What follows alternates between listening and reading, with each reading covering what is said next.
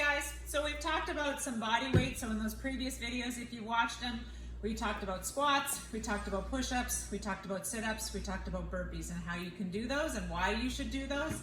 I'm going to give you a couple examples of how you could put together a WOD. So if you've ever heard of the term WOD, W-O-D, stands for workout of the day. That's what we use in the gym. It's a sort of a CrossFit slang term.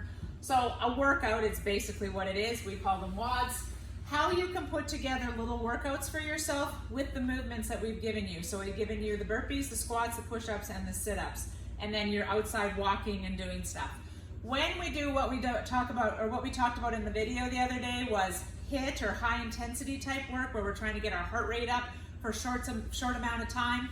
That's what these things are. So walking is great when you go for a long walk, but sometimes we have to get our heart rate up a little bit higher than that, and we have to add some movements in there so that we get more of a high intensity type of a movement, or a high intensity type of a workout that hits our cardio a little bit harder. So some examples, and then you can put it together however you want, but some examples of what it would look like in here.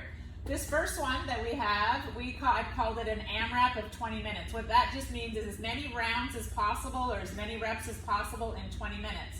So what you would do is you would do this. So we would do a 30-second fast walk, or you can make it a minute fast walk, whatever works for you. 20 squats, 20 push-ups. So then you would go out, get on your walking path, wherever it is you go for a walk. Find probably somewhere where you're not like, you know, with a million people walking around you, so that you could go, have your clock or whatever, watch, and you'd walk fast to get your heart rate up, 30 seconds, a minute, 2 minutes, whatever you want to use there, and then you'll stop, and you'll do 20 squats like you've been practicing at home, and 10 push-ups. If you can't do push-ups on the ground yet, you could find a fence or a bench or something like that and do it that way if you want. If you can't do push-ups, you could switch it to sit-ups. It's just putting some of those functional movements with a bit of cardio. So then if you cycle through those, your heart rate is going to get up, and you're going to kind of be doing, every time you do this, you're going to kind of be getting that interval type work, and you'll just do that for 20 minutes. So you'll walk, you'll do some squats, you'll do some push-ups, then you'll walk, you'll do some squats and push-ups, and you'll do that for 20 minutes or for however long your walk takes you. So if you're gone for 30 minutes, maybe you do it for 30 minutes. Another thing we do in here is rounds. So we'll just say this is what you're going to do, and you're going to do it X number of times. So now we put the burpees in here, so we've got my cardio.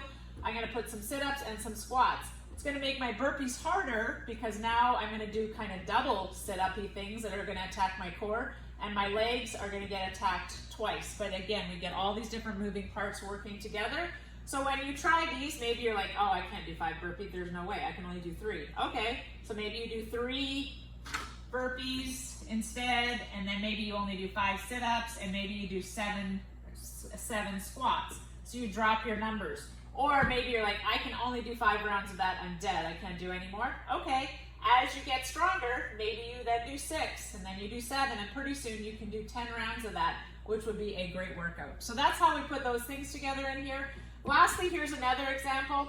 We're doing just body weight, so I didn't put any cardio, but if I cycle through these nice and quick, it will get my heart rate up anyway. So even though I don't have walking or running or burpees or anything in there, if I go nice and quick and do my push-ups and my sit-ups and my squats and my push-ups, my sit-ups, my squats, my heart rate will get up just because I'm moving constantly, so I get that interval type work with my cardio. And then in here, I might tell them to go, okay, in the first round, we're gonna do 10 rounds, but in the first round, we're gonna do 10 push-ups, 10 sit-ups, 10 squats, 9 push-ups, 9 sit-ups, 9 squats, then we're gonna go 8, 8, 8, 7, 7, 7, all the way down to 1. If you're again beginning and you're like, I cannot do that, maybe we don't do these ones. Maybe we just go 5, 4, 3, 2, 1, and maybe start again, 5, 4, 3, 2, 1. As I get stronger, then I maybe go 6, 5, 4, 3, 2, 1, and I work my way up to 10.